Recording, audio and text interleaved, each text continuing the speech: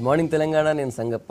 పత్రికలు ఏ వార్తల్ని ఏ విధంగా హైలైట్ చేశాయనే దాంట్లో ఏది ప్రధానంగా ఇచ్చాయని చూసినట్టయితే అన్ని పత్రికలు కూడా ఒక అంతర్జాతీయ వార్తని ప్రధానంగా హైలైట్ చేశాయి. జపాన్లో గంటకు 603 కిలోమీటర్ల వేగంతో పరిగెత్తేటువంటి ఒక మ్యాగ్ రైలు నిన్న జపాన్ టెస్ట్ చేసింది. దానికి సంబంధించిన వార్త ప్రధానంగా హైలైట్ చేశాయి. 603 కిలోమీటర్లు గంటకు వేగం దానికి సంబంధించిన వార్త అన్ని పత్రికలు మెయిన్ బ్యానర్ ఉంది. ఆ తర్వాత జాతీయ వార్తల్లో నిన్న మోడీ ఆల్ ఇండియా సర్వీసెస్ ఆఫీసర్లతో మాట్లాడుతూ రోబోల్లా పని చేయకండి, ఫ్యామిలీకి కూడా టైం ఇవ్వండి, మీరు ఒక ఫ్యామిలీకి టైం ఇవ్వకపోతే అది మీ మీద భారం పడుతుంది, అది ప్రభావం చూపిస్తుంది మీ బాధ్యతలు అని చెప్పారు. దానికి సంబంధించిన వార్త ఉంది. ఆ తర్వాత అదే సేమ్ ఐఏఎస్ ఆఫీసర్లతో ఆల్ ఇండియా సర్వీసెస్ ఆఫీసర్లతో చంద్రబాబు నాయుడు నిన్న ముస్సూరులో భేటీ అయ్యారు. ఆ ముస్సూరులో మాట్లాడుతూ నేను హైదరాబాద్ నేనే డెవలప్ చేశాను అని చెప్పారు. దానికి సంబంధించిన వార్త కూడా ఉంది. దీంతోపాటు నిన్న సీఎం కేసీఆర్ 2-3 కార్యక్రమాలు పాల్గొన్నారు. ఒకటి వీరశైవ లింగాయత్ కార్యక్రమంలో పాల్గొంటూ బసవేశ్వరుడు గొప్ప సంఘ సంస్కర్త, ఆయన ఆచరణలు అందరూ పాటించాలి, ఫాలో కావాలని చెప్తూ లింగాయతులకు 5 కోట్లతో భవనిస్తా అని చెప్పారు. దానికి సంబంధించిన వార్త ఉంది. తర్వాత హైదరాబాద్ను హెల్త్ హబ్గా మారుస్తా అని చెప్పారు. ఆ వార్త కూడా ప్రధానంగా హైలైట్ చేసే పత్రికలను కూడా. ఈ అంశాలపై చర్చించేందుకు స్టూడియోలో బీజేపీ నుంచి ఆచార్య గారు, కాంగ్రెస్ నుంచి మల్లు రవి గారు, టీడీపీ నుంచి రాజారాం యాదవ్ గారు, టీఆర్ఎస్ నుంచి నారదాసు లక్ష్మణ్ గారు మనతో ఉన్నారు. ముందు రవి గారు చెప్పాలి. మోడీ నిన్న ఆల్ ఇండియా సర్వీసెస్ ఆఫీసర్లు మాట్లాడుతూ రోబోల్లాగా పని చేయకండి అని చెప్పారు, ఫ్యామిలీకి టైం ఇవ్వండి అని చెప్పారు. ఎట్లా చూస్తారు దాన్ని? అంటే వాళ్ళని బాగా ఎంకరేజ్ చేసినట్టు మాట్లాడారా, లేకపోతే ఇంకేమైనా ఉద్దేశం ఉందా ఏంది? అంటే ఐఏఎస్లో సెలెక్ట్ అయిన తర్వాత ముసిరిలో ట్రైనింగ్ ఉంటుంది. ఆ ట్రైనింగ్ కంప్లీట్ అయిన తర్వాత ప్రధానమంత్రి తర్వాత ముఖ్యమైన నాయకులతో, రాజకీయ నాయకులతో మాట్లాడిస్తారు. మాట్లాడిన దాంట్లో తప్పేం లేదు, అది ఎంకరేజింగ్గా ఉంది. ఎందుకంటే మనం ఉన్నత స్థాయిలో ఉద్యోగం చేస్తున్నటువంటి వాళ్ళు ఎప్పుడు రోబోల్లాగా, అంటే అదే పనే లోకమే పని అనేది కాకుండా పనిలో అంకిత భాగం ఉండాలి. కానీ దాంట్లో లీనమైపోయినట్టుగా ఉంటే కుటుంబ జీవితం దెబ్బతినిపోతుంది, ఆరోగ్యం కూడా దెబ్బతింటున్నది. అది కరెక్ట్గా చెప్పారు. అది చేయవలసిందే, జరగవలసిందే. అదే కాకుండా ఇంకా కొన్ని చెప్పినట్టున్న అన్నీ కూడా పనులు ఏ రకంగా చేయాలి, ప్రభుత్వానికి రాజకీయ నాయకులకు ఉన్నటువంటి. ఇప్పుడు ఈ మధ్యకాలంలో రాజకీయ నాయకులు అడ్మినిస్ట్రేషన్లో ఇంటర్ఫీర్ అవుతున్నారు, ఇది తప్పు అనే భావం కలిగిస్తున్నారు. అసలు రాజకీయ నాయకులు ఈ అడ్మినిస్ట్రేషన్లో ఇంటర్ఫీర్ కావటం అనేదే ప్రజాస్వామ్యంలో భాగం అని కూడా చెప్పారు. అది తప్పనిసరి. మరి ప్రజాస్వామ్యం ఆ రకంగా బ్యాలెన్స్ చేసుకుంటూ పోవాలని. మధ్యవర్తిత్వం వహిస్తే తప్పులేదు, ఇంటర్ఫియర్ కావద్దని చెప్పారు ఆయన. ఇంటర్ఫీర్కి మధ్యవర్తిత్వానికి చాలా సున్నితమైన తేడా ఉంది. ఏంటది? మధ్యవర్తిత్వం అంటే ఏంటి, ఇంటర్ఫీర్ కావటం అంటే ఏంటి? మధ్యవర్తిత్వం అంటే వాళ్ళు మామూలుగా ఒక పనిని మీరు 20 రోజుల్లో పూర్తి చేయమని, ఒక డ్రింకింగ్ వాటర్ స్కీమ్ను ఒక 20 నెలల్లో చేయమని చెప్పారు.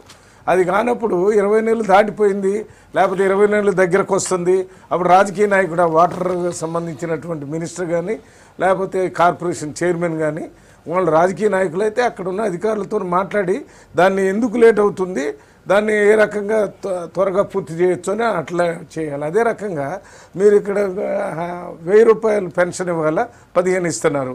ఎవరికి వస్తుంది, ఎవరికి రావటం లేదు. అంత ప్రజల్లో నుంచి చాలా కంప్లైంట్స్ వచ్చినప్పుడు అధికారులందరినీ పిలిపించి ఇది రకమైనటువంటి పెన్షన్లు వస్తున్నాయి, మీరు ఏం చేస్తున్నారు, సక్రమంగా చేయండి అని చెప్పి దాన్ని ఇంటర్ఫియరెన్స్ అనాలా, మధ్యవర్తి అనాలా, అది రివ్యూ చేయడం జరుగుతుంది.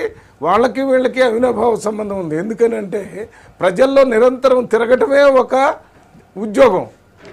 ప్రజాప్రతినిధుల ఉద్యోగం ఏంటి?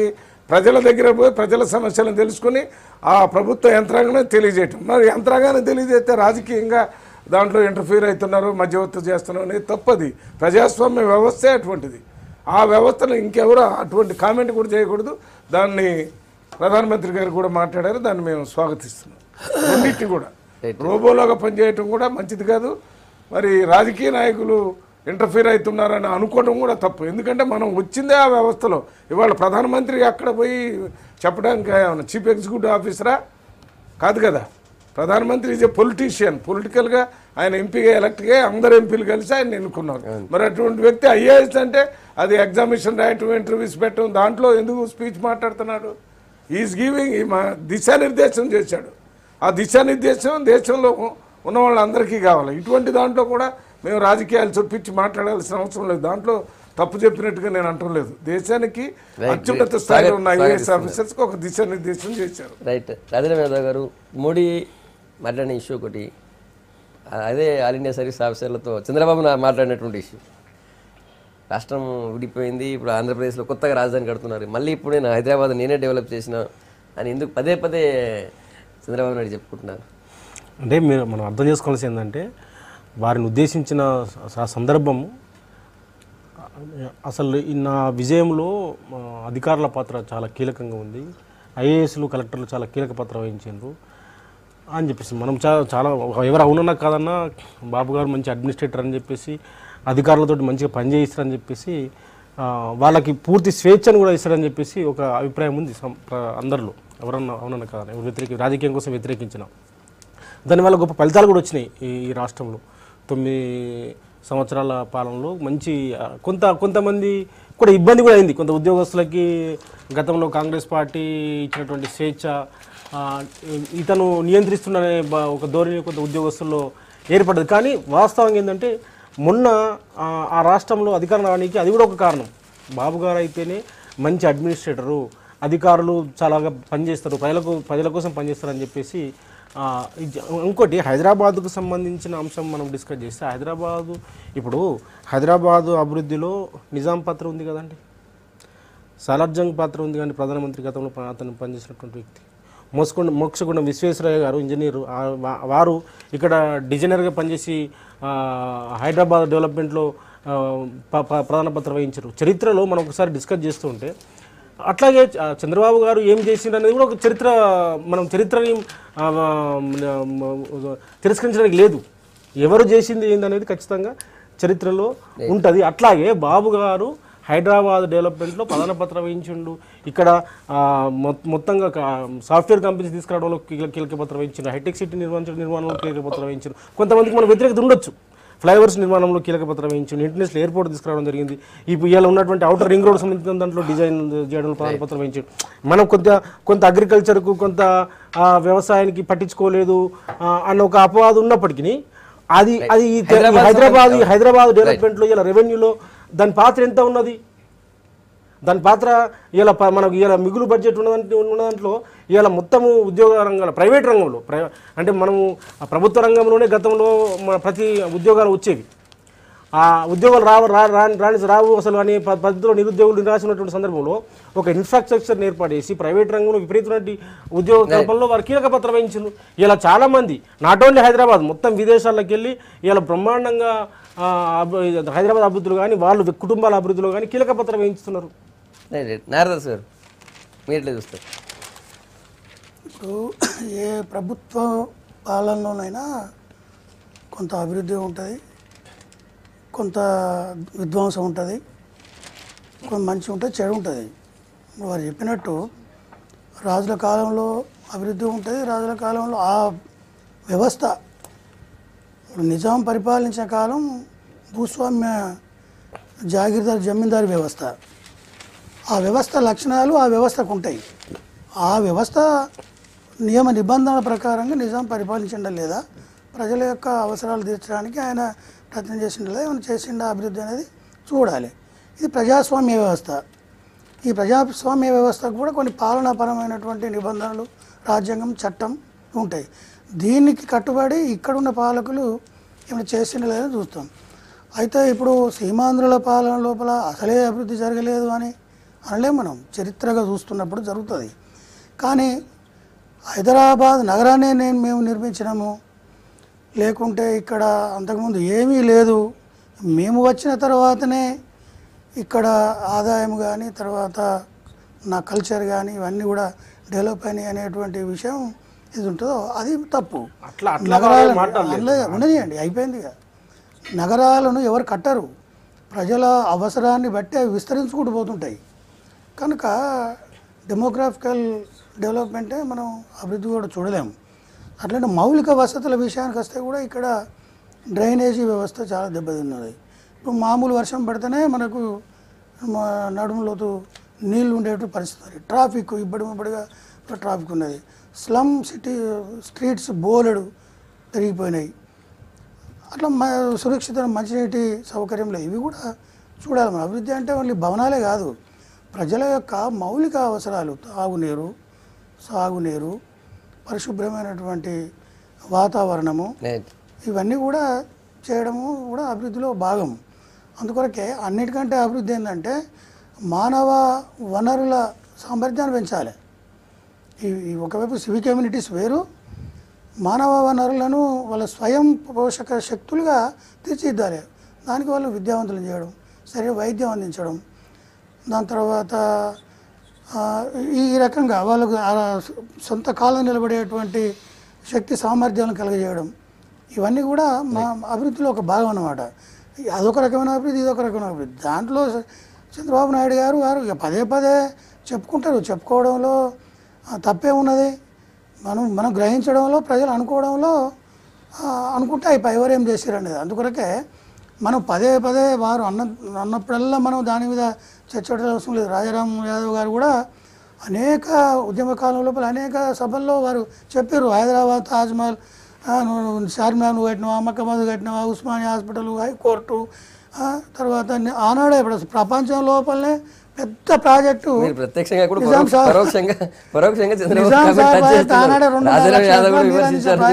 నిజాం కట్టిండు. అందుకొరకే ఏ పరిపాలన లోపలనైనా కొంత అభివృద్ధి జరుగుతుంది. మన చరిత్రగా చూసినప్పుడు మాట్లాడుకున్నప్పుడు సీమాంధ్ర పాలనలో అసలే అభివృద్ధి జరగలేదు. అంటే సీమాంధ్ర పాలకుల ఏదైనా కూడా మాటతో ఏకీభవిస్తున్నాయి. ఇలా చార్మినార్ కట్టింది వాస్తవమే, మక్కా మస్జిద్ కట్టింది వాస్తవమే, ఐటీ సిటీ కూడా కట్టింది వాస్తవమే, ఎయిర్పోర్ట్ వచ్చింది వాస్తవమే, ఫ్లైఓవర్స్ వచ్చింది వాస్తవమే, ఈ మౌలిక వనరులు మానవ వనరులు అభివృద్ధి జరిగిన మాట వాస్తవమే, అనేక మంది ఇంజనీర్స్ వచ్చినటువంటి మాట వాస్తవమే. ఇక్కడ అభివృద్ధి క్రమంలో అక్కడ ఎవరున్నా వచ్చేదా కదా. వీళ్ళు ఏమంటారంటే అట్లా కాదు, మనం అట్లా చూడొద్దు. ప్రతిదాన్ని కూడా ఇలా దాని ఇన్నోవేటివ్ గా దాన్ని ప్రవేశపెట్టింది ఎవరు? ఇప్పుడు నిజాం కాలంలో సాలార్జంగ్ అనే ఒక మంత్రి ఉంటాడు, ఆయన చాలా గొప్పగా మోడర్నైజేషన్. ఆయన మాట్లాడినటువంటి సందర్భము హైదరాబాదులో 9 సంవత్సరాలు ముఖ్యమంత్రిగా ఉన్నాడు కాబట్టి కొంత అభివృద్ధి చేసినటువంటిది వాస్తవమే, చెప్పుకోవడంలో తప్పులేదు. ఏం చేయకుండా కూడా చెప్పుకునేటోళ్ళు ఉన్నారు. ఇప్పుడు ఆయన చేసింది కొంత చెప్పుకోవడంలో తప్పులేదు. వారు అన్నట్టు అనేక మంది కూడా ఈ రాష్ట్రంలో అభివృద్ధి విషయంలో రకరకాల అభివృద్ధి చేశారు. ఈ యొక్క ప్రైవేట్ సెక్టర్ విషయంలో అయితే ఐటీ రంగం కానీ కొంత అభివృద్ధి చేయడం, మిగతా రాష్ట్రాలకు అంటే 1-2 రాష్ట్రాలు బెంగళూరు కావచ్చు, చెన్నై కావచ్చు, వాటితో సమానంగా హైదరాబాద్ కూడా అభివృద్ధి జరిగిందనేది కొంత వాస్తవమే. కాబట్టి దాన్ని పెద్దగా చర్చ తీసుకొని ఇది వాస్తవమా కాదా అనేటువంటిది కాదు, అది పెద్దగా దాని మీద లోతుకోవాల్సినటువంటి అవసరం లేదని మీరంటారు. సరే రవి గారు చంద్రబాబు నాయుడు మాట్లాడిన ఇప్పుడు చంద్రబాబు నాయుడు గారు మాట్లాడిన సందర్భాన్ని తీసుకున్నప్పుడు వారు యువ ఐఏఎస్ ఆఫీసర్ ట్రైనింగ్ అయిపోయి ఫీల్డ్లో పోయే సందర్భంలో మాట్లాడే ఒక చీఫ్ మినిస్టర్గా నిన్న మొన్న పేపర్లో చదివినప్పుడు నేను సంతోషపడ్డాను. ఎందుకంటే ఒక తెలుగు వాడిని ఐఏఎస్ ఆఫీసర్స్ ఓటింగ్ ద్వారా మాకు ఆ సీఎం వచ్చి స్పీచ్ ఇస్తే బాగుంటుంది అన్నారు. ప్రైమ్ మినిస్టర్ ఒక్కడే ఉంటాడు కాబట్టి దానికి ఓటింగ్ అవసరం లేదు. ప్రైమ్ మినిస్టర్ వచ్చి మాట్లాడాడు, ఆ సందర్భానికి అనుగుణంగా మాట్లాడాడు. ఏ ఐఏఎస్ ఆఫీసర్ అయినా ఏ రకంగా పరిపాలన చేయాలనే విధానాన్ని గురించి చెప్పడం జరిగింది, ఆయన ఎట్లా కండక్ట్ చేయాలని. కానీ వీరు చెప్పిన దాన్ని చూస్తే మరి యువ ఐఏఎస్ ఆఫీసర్స్కి ఏ రకంగా భవిష్యత్తులో పనిచేయాలనేది వదిలిపెట్టి డేర్ ఉన్నప్పుడు ముఖ్యమంత్రిగా హైదరాబాద్ డెవలప్మెంట్ చేశాను, అది చేశాను, ఇది చేశాను అని చెప్పే సందర్భంలో రాజకీయ వ్యవస్థను తక్కువ చేసి చూపించినట్టుగా కనపడుతుంది. అభివృద్ధి మొత్తంలో ఈ అధికారుల పాత్ర ఎక్కువ ఉంది, దాంట్లో నా పాత్ర ఎక్కువ ఉంది. మీ పాత్ర, చంద్రబాబు నాయుడు గారి పాత్ర ఒక ముఖ్యమంత్రిగా తప్పనిసరిగా రాజకీయ నాయకుడిగా ఉందని చెప్పే దాంట్లో నేను ఒప్పుకుంటాను. ఆయన రాజకీయ నాయకుడు, ఆయన ముఖ్యమంత్రి అయినప్పుడు కొన్ని కొత్త విషయాలు వచ్చినాయి. 91 నుంచి 96 దాకా పివి నరసింహరావు గారు వచ్చినప్పుడు అప్పుడు వచ్చినటువంటి ఈ కొత్త గ్లోబలైజేషన్, న్యూ ఎకానమీ, వాటన్నిటిని ఉపయోగించుకొని కొన్ని విషయాలు ఇక్కడ డెవలప్ చేశారు. అది రాజకీయ నాయకుడు. కానీ నేను చేసినప్పుడు ఐఏఎస్లు వీళ్ళందరూ బాగా పనిచేశారు అని మీరు మాట్లాడేటప్పుడు మీరు ఒక వ్యవస్థ యొక్క సమతుల్యాన్ని అక్కడ చూపించకుండా ఒక రాజకీయ వ్యవస్థను కింద చూపించి ఒక అధికార వ్యవస్థే ముఖ్యం, వాళ్ళ దగ్గర మాట్లాడుతున్నాం కాబట్టి అని చూపించడం చూస్తే మీరు ముఖ్యమంత్రిగా ఉంటే కింద గ్రామంలో సర్పంచి, ఎంపీటీసీ, జెడ్పీటీసీ, మండల ప్రెసిడెంట్, జిల్లా పరిషత్ వీళ్ళందరూ కూడా మీతో సహకరించారు. మీ పార్టీ వాళ్ళు కానీ ఇతరులు కానీ వాళ్ళందరూ పూర్తిగా సహకరించి ఈ వ్యవస్థను డెవలప్ చేయడానికి ఇక్కడ ఉన్నటువంటి వాళ్ళు కూడా కార్పొరేటర్స్, ఇక్కడ మేయర్సు, ఈ సిటీలో హైదరాబాద్లో వీళ్ళందరూ పూర్తిగా సహకరించినందువల్లనే డెవలప్ అయింది. మీరు చెప్పాల్సింది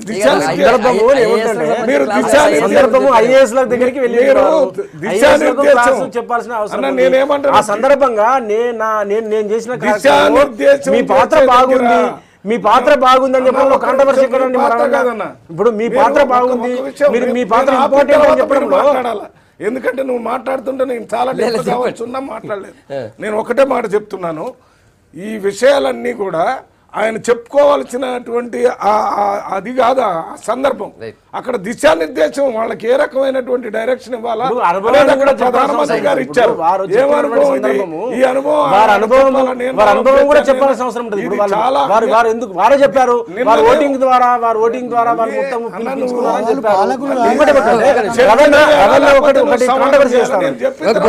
అధికారులు వేరు, నాయకత్వం వేరు కాదు.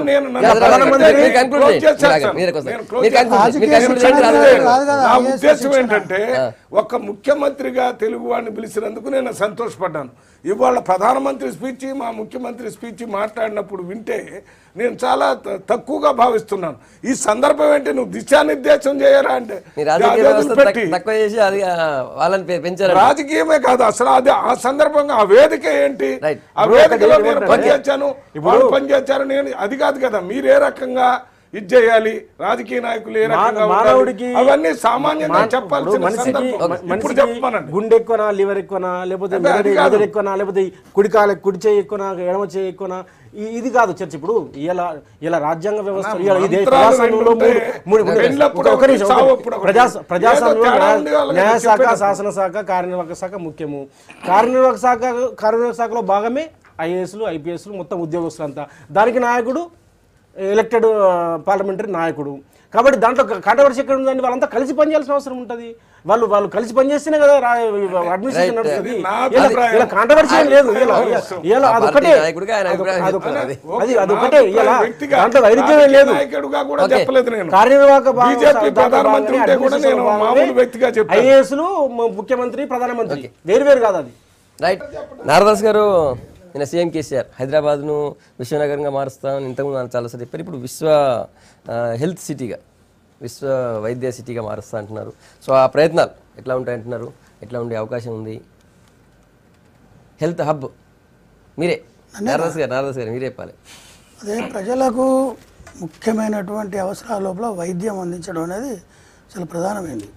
విద్య, వైద్యం ఇవి రెండు సక్రమమైనటువంటి పద్ధతిలో అందించినప్పుడు ప్రజల లోపల ఒక శక్తి, సామర్థ్యం పెరిగేటువంటి అవకాశం ఉంటుంది. ఇప్పుడు వైద్య రంగాన్ని మనం చూసుకున్నట్లయితే చాలా వరకు అంటే హైదరాబాదు ఇవాళ ప్రపంచ ప్రఖ్యాతిగాంచినటువంటి వైద్యులు ఉన్నారు. అట్లాంటి ప్రైవేట్ రంగంలో వైద్యం అందుతున్నది. కానీ ప్రభుత్వ రంగం లోపల ఏదైతే వైద్య రంగం ఉన్నదో దాన్ని తీర్చిదిద్దడానికి కేసీఆర్ గారు దీన్ని ప్రభుత్వ రంగంలో వైద్య హబ్గా మార్చడానికి ప్రయత్నం చేస్తున్నారు. ప్రభుత్వ రంగం లేదు, ఓవరాల్గా హెల్త్ సిటీ, ఓవరాల్గా హెల్త్ హబ్ అన్నారు. తర్వాత ఈ స్టంట్స్ అట్లాంటి పరికరాలు కూడా, అంటే ఎక్విప్మెంట్ కూడా ఇక్కడే తయారు చేయించాలి, దానికోసం చెప్పాను నేను. ఏదైనా మనిషి యొక్క జీవితానికి అవసరమైనటువంటి ఆరోగ్యాన్ని అందించడానికి ప్రభుత్వం ఏ రకమైన చర్యలు తీసుకోవాలో ఆ రకమైన చర్యలు తీసుకోవడానికి వారు అన్ని రంగాలను అభివృద్ధి పరచడానికి దృష్టి పెట్టినట్టుగానే వైద్య రంగం మీద కూడా అభివృద్ధి పరచడానికి దృష్టి కేంద్రీకరించి దాన్ని డెవలప్ చేయడానికి రకరకాల పద్ధతులు, విధానాలను వారు ఆలోచించి అమల్లో పెట్టాలని ప్రయత్నం చేస్తున్నారు.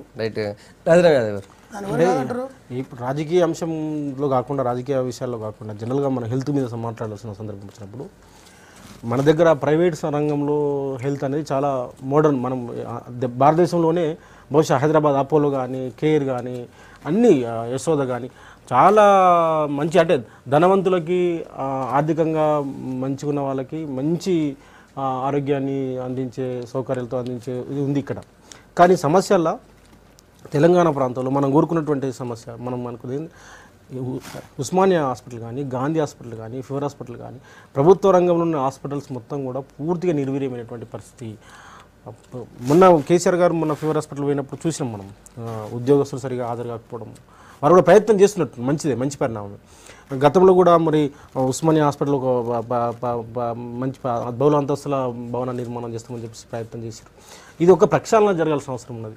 ప్రభుత్వ రంగ హెల్త్ సంబంధించి మొత్తంగా ప్రక్షాళన జరిగి ప్రతి ఒక్కళ్ళు కూడా ఇవాళ అందరూ కూడా ముఖ్యమంత్రి నుంచి ఒక కార్మికుడి వరకు అందరూ కూడా ఆ హాస్పిటల్లో, ఇలా గవర్నమెంట్ హాస్పిటల్లో మినిమం కొంత ఆర్థికంగా బాగున్నటువంటి వాళ్ళు పోలేని పరిస్థితులు ఉన్నటువంటి పరిస్థితి. అత్యంత దుర్భరమైనటువంటి కడు పేదరికం ఉన్నటువంటి వాళ్ళు మాత్రమే గవర్నమెంట్ హాస్పిటల్కి పోతున్నారు. జైన్ అయితే బయటకు వచ్చే పరిస్థితి లేదు. ఇలా కొద్ది రోగంతో కొంత అనారోగ్యంతో పోతే వాడు విపరీతం ఇంకా రోగాలు తగ్గించుకొని బయటకు వచ్చే పరిస్థితి కనిపిస్తూ ఉంది. కాబట్టి దాన్ని వ్యవస్థీకృతంగా మార్చాల్సిన అవసరం ఉన్నది. దానికి ప్రభుత్వం ఇంకా ముందుకు పోవాల్సిన అవసరం ఉన్నది. రైట్ డ్రైవర్, ఇవాళ హెల్త్ గురించి రివ్యూ చేయటం కానీ, హెల్త్ని అభివృద్ధి చేయటం కానీ మేము స్వాగతిస్తున్నాం. కానీ వాస్తవ పరిస్థితులను దృష్టిలో పెట్టుకుని మనం ముందుకు పోవాల్సిన అవసరం ఉంది. ఇప్పుడు మిత్రుడు చెప్పినట్టు ఉస్మానియా హాస్పిటల్ కానీ, గాంధీ కానీ, ఫీవర్ కానీ, ఇక్కడ ప్రభుత్వానికి సంబంధించినటువంటి మన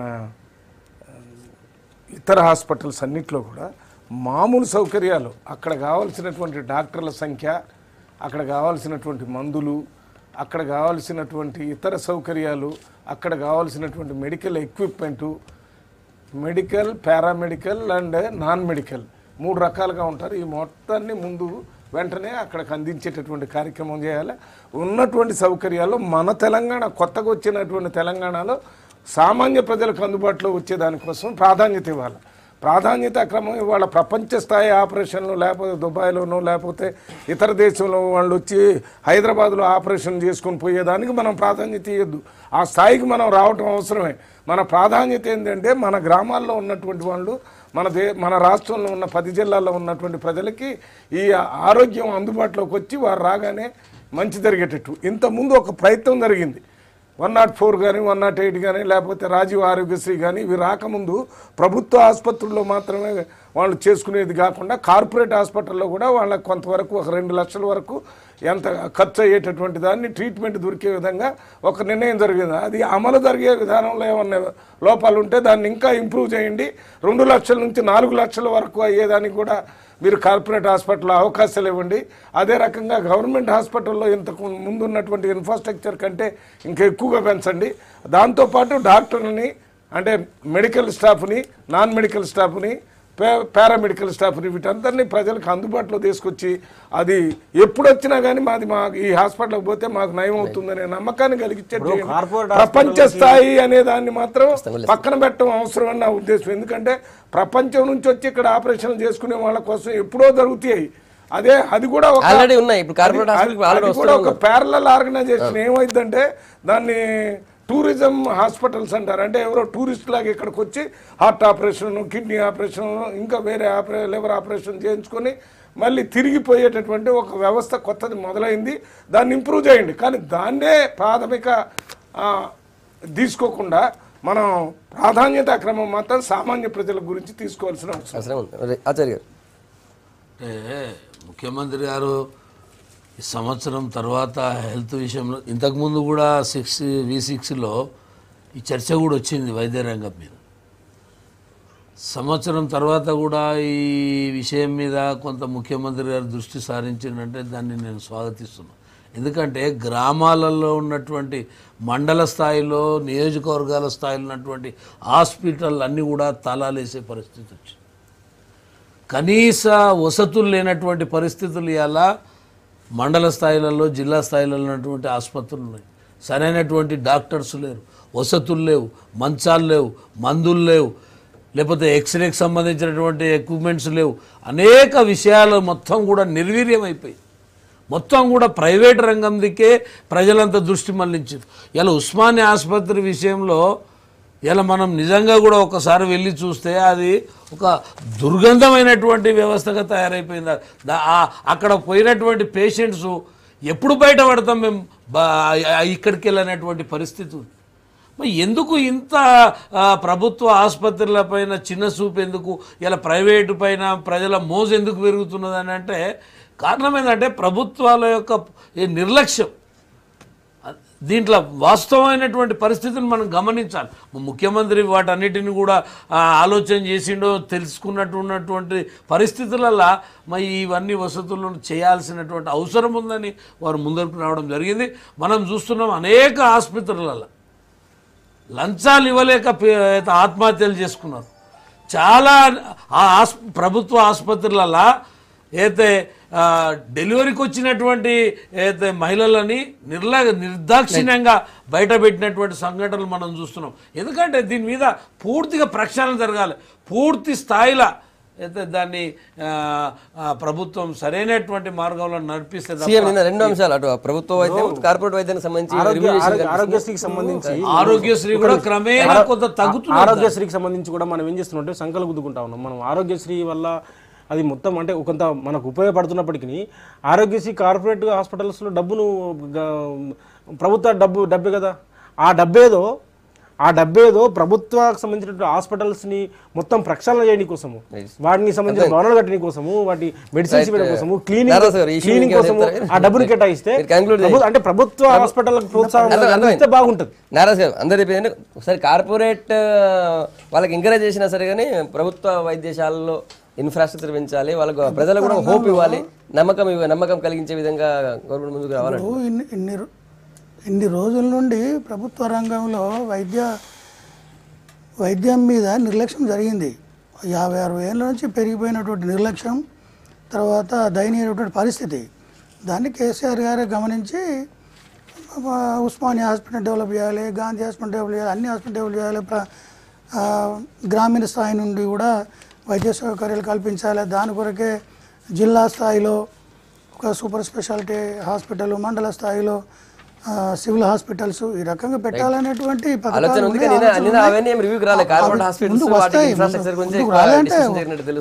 ఒకటి వస్తుంటది.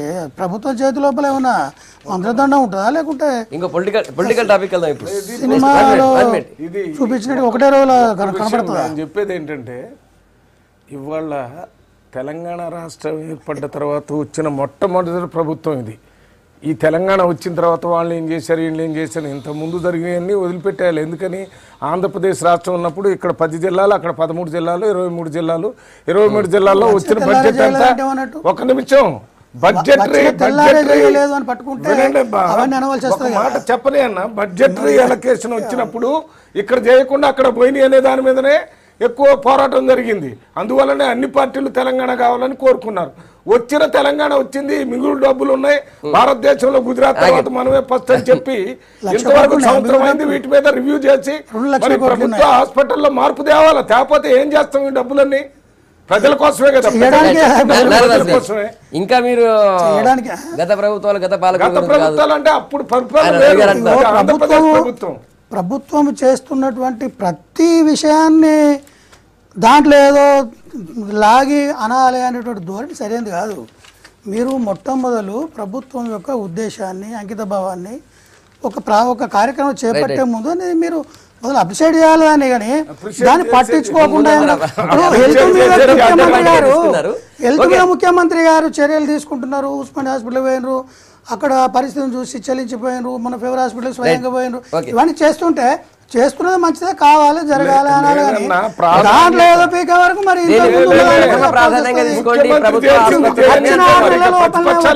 లోపలనే ఇది కాలేదు అది కాలేదు అని ఇప్పుడు ఫెగైల్ గా మాట్లాడితే దానికి మరి గతం కూడా చెప్పాల్సి వస్తుంది.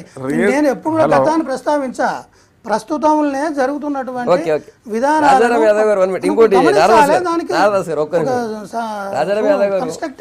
టీఆర్ఎస్ ఏ మీటింగ్ జరిగినా అది టీడీపీకి బాగా థ్రెట్ ఉన్నట్టుంది. ప్లేనరీ జరుగుతుందనే కానీ వెంటనే మీ దగ్గర నుంచి 3 ఎమ్మెల్యేలు జంపని చెప్పి వార్తలు వస్తున్నాయి. ఇప్పుడు టీఆర్ఎస్ పార్టీ మీటింగ్ సంబంధించి 23 సంబంధించిన మీటింగ్ ఏదో టీఆర్ఎస్ పార్టీకి పెట్టుకుంది కాబట్టి మేము పెట్టుకున్నామని కాదు. ఎమ్మెల్యే జంపింగ్ గురించి మాట్లాడుతున్నాను. 3 ఎమ్మెల్యే మీ దగ్గర జంప్ అవుతున్నారు.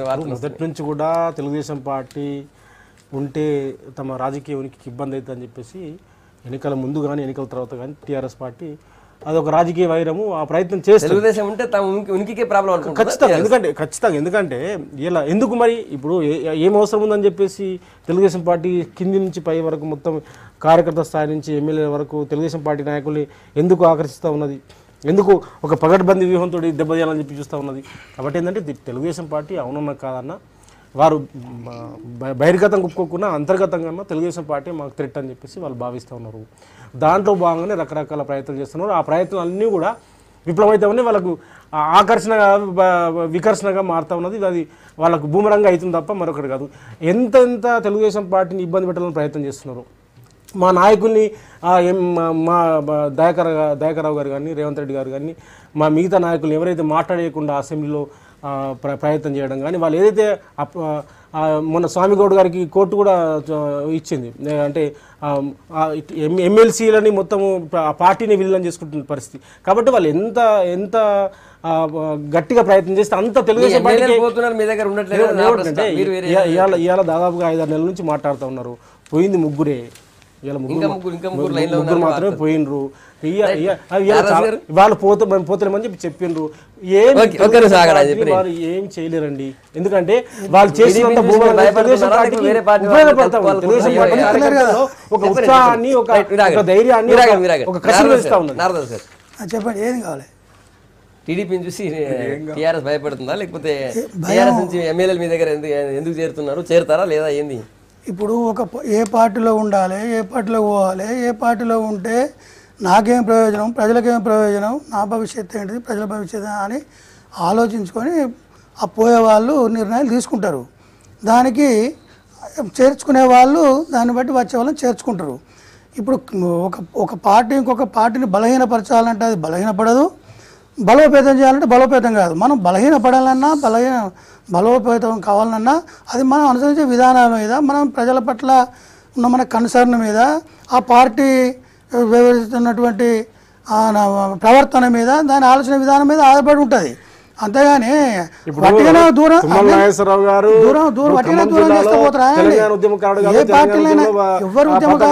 పనిచేయలేదు.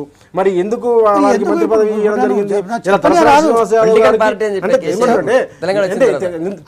వెంటనే ఇవ్వబడదు. తలసాని శ్రీనివాస్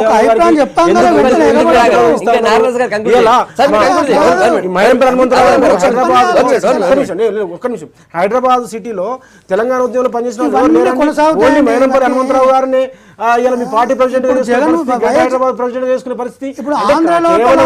తెలుగుదేశం పార్టీని దెబ్బతీయాలన్న ఒక వ్యూహం తప్ప మరొకటి ఏమన్నా చాలా గౌరవంగా. ఇప్పుడు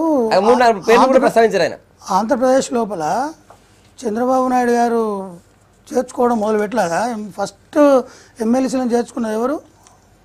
అధికారంలోకి వచ్చిన తర్వాత ఎమ్మెల్సీలకు గాలం వేసి వాళ్ళని ఆహ్వానించింది ఎవరు? డోర్ తెలిస్తే మొత్తం వైఎస్ఆర్ పార్టీ మొత్తం జాయిన్ అయిపోతుంది. అక్కడ ప్రయత్నం చేయట్లేదు, అది గమనించాలి. మీరు అట్లా సంఘ నేను ఏం చెప్పినా అని నన్ను ఏం చెప్పిన ఇచ్చిండు, మీరేం చెప్పని ఇచ్చిండ్రు. మీరు చెప్పండి సార్, ఓవర్లాపింగ్ ఎందుకు లేదు? ఒక విషయం అభిప్రాయాలు చెప్పని మీరు చెప్పేదాంట్లో ఇంటర్ఫియర్ అయితే ఏమొస్తుంది? చెప్పండి. మనము చెప్తున్న విషయాలు ప్రజలు చేరేటట్టుగా ఉండాలి. ఇప్పుడు ఏమైందంటే వాళ్ళొక మాట అన్నారు, మీరు చెప్పండి. వాళ్ళొక మాట ఏమన్నారు, భయపడుతున్నారు, బలహీనపరచాలని చూస్తున్నారు. అంటే ఏ పార్టీని ఎవరు బలహీనపరిస్తే ఆ పార్టీ బలహీనపడదు. చేర్చుకునే వాళ్ళ ప్రయోజనాలు చేర్చుకునే వాళ్ళకు ఉంటాయి, చేరే వాళ్ళ ప్రయోజనాలు చేరే వాళ్ళకు ఉంటాయి. ఇది కొత్తదేం కాదు. ఇది ఏపీ లోపల చంద్రబాబు నాయుడు గారు చేర్చుకోలేదా? కాంగ్రెస్ వాళ్ళు 10 మందిని టీఆర్ఎస్ వాళ్ళను చేర్చుకోలేదా? దాని గురించి ఎందుకంటే చర్చ? ప్రజలు ఆలోచిస్తారు, ఎవరి చరిత్ర ఏంది, ఎవరు ఎందుకు చేరుతారు, వాళ్ళ భర్తం ప్రజాక్షేత్రంలో చూసుకుంటారు. సాధారణ విషయాలను పట్టుకొని సాధారణ విషయం ఎట్లా అవుతుంది? అవును చేరుతున్నారు. ఒక పార్టీ ఎమ్మెల్యే ఇంకో పార్టీలో చేరడం సాధారణ విషయం ఎట్లా అవుతుంది? సాధారణ విషయం అది 50 ఏళ్ళ జరుగుతున్నది. మోడీ బీజేపీ ప్రభుత్వం శివసేన ఆయనను చేర్చుకొని మంత్రి పదవి ఇచ్చింది మొన్న. ఆయన ఎంపీ కాదు. ఆయన ఎంపీ కదా, మామూలు నాయకుడిగా ఉండేది, మామూలు ఎవరైతే కార్యకర్త బీజేపీ నాయకుడు. కాదా? Right, right. ప్రజలతోటి ఎన్నుకోబడి రాలేదా? Right, right. రవి గారు చెప్పగలను ఇప్పుడు మీ పార్టీని మేము అందరం కలుపుకుంటాం, మాది సబ్బండ గోల్కొండ అని చెప్పు, కానీ బీజేపీ నన్నది. ఓకే, ఏ పార్టీ అయినా వచ్చి బీజేపీ చేర్చుకుంటా ఒక పార్టీ సింబల్ మీద గెలిచినాక ఆ ప్రజల్ని ధోకా చేసి ఆ పార్టీకి ధోకా చేసిన వాళ్ళని బీజేపీ ఉండాలి. మీరు చెప్పండి, మీ పార్టీ పోయేటోనికి ఉండాలి, చేర్చుకోవడానికి కాదు, కలుపుకునేటోనికి కూడా ఉండాలి, కలుపుకునేటోనికి కూడా ఉండాలి. రాజకీయంగా ఎవరెవరు చెల్లప్ప బీజేపీ గురించి అనకు. బీజేపీ ఎంపీలని ఎమ్మెల్యేలని ఏనాడు కూడా ప్రలోభ పెట్టలే. మీరు అందరూ వాళ్ళు చెప్తున్నారు. ఆచరణలో ఒకటి లక్ష్మణ్ నారదాస్ లక్ష్మణ్ గారు ఒకటి స్పష్టంగా వాస్తవాలు జరుగుతున్నాయి, టీడీపీ గురించి మాట్లాడు, టిఆర్ఎస్ గురించి మాట్లాడు, కానీ బీజేపీ ఎక్కడైనా గెలిచినటువంటి ఎమ్మెల్యేలని ఎంపీలని ఒకటి ప్రజలను ఆశ పెట్టి ఆచార్య గారు రాజకీయాలని నిర్వీర్యం చేయలేదు, నిర్వీర్యం చేయలేదు. ఆశ పెడితే నాయకులు ఆశ పెడుతున్నారండి. రైట్, నాయకులు ఆశ పెడుతున్నారు, నాయకుడు నాయకులు ఆశ పడుతున్నారు, లేకపోతే ఏ పని పోతున్నారండి. ఒక సింబల్ మీద గెలిచి ఒక్క నిమిషం ఆచార్య గారు, ఆచార్య గారు అన్వేట్. ఎందుకు అనుకుంటున్నామని కలుపుకుంటారు, ఎందుకు అడుగుతారు? ఫోటోలను అడగండి. చెల్లప్ప గారు ఎవరి రాజకీయ ప్రయోజనం వాళ్ళకు ఉంటాయి. సంగప్ప. రాజకీయ ప్రయోజనాలు ఉంటాయి, మేము చేర్చుకుంటాము, ఇంతకుముందు చేర్చుకున్నారు కాబట్టి మేము చేర్చుకుంటాము అని చెప్తే మరి మేము స్వచ్ఛమైనటువంటి పరిపాలన ఇస్తాము. ఇటువంటి పనులన్నీ తప్పుడు పనులన్నీ చేశారు ఇతర పార్టీలు వినండి బాబు. ఈ పరిపాలన అంతా కూడా దీని మీదనే ఆధారపడి ఉంది. మీరు కౌన్సిల్లో మరి నామినేషన్ వేయడానికి లేనటువంటి సందర్భంలో 7 మందిని ఇక్కడ నుంచి ఒకేసారి 9 మందిని కాంగ్రెస్ పార్టీ నుంచి తీసుకొని లేదు. మీరు ఒక మాట వినండి, నైతికత అనేది ఎవరి సొంతం కాదు. మేము నైతికంగా ఉంటాము, మంచిగా ఉంటాము, శీలం కరెక్ట్ గా పెట్టుకుంటామని చెప్పకుండా నేను సీత లాంటి వ్యక్తిని తప్పుడు పనులు చేస్తే ఊరుకోరు, రాముడు లాంటి వాడిని తప్పుడు పనులు చేస్తే ఊరుకోరు. ఇప్పుడు జరుగుతున్నది మాట్లాడలే అధికారానికి ఏం చెప్పావన్నా నువ్వు మాట్లాడేప్పుడు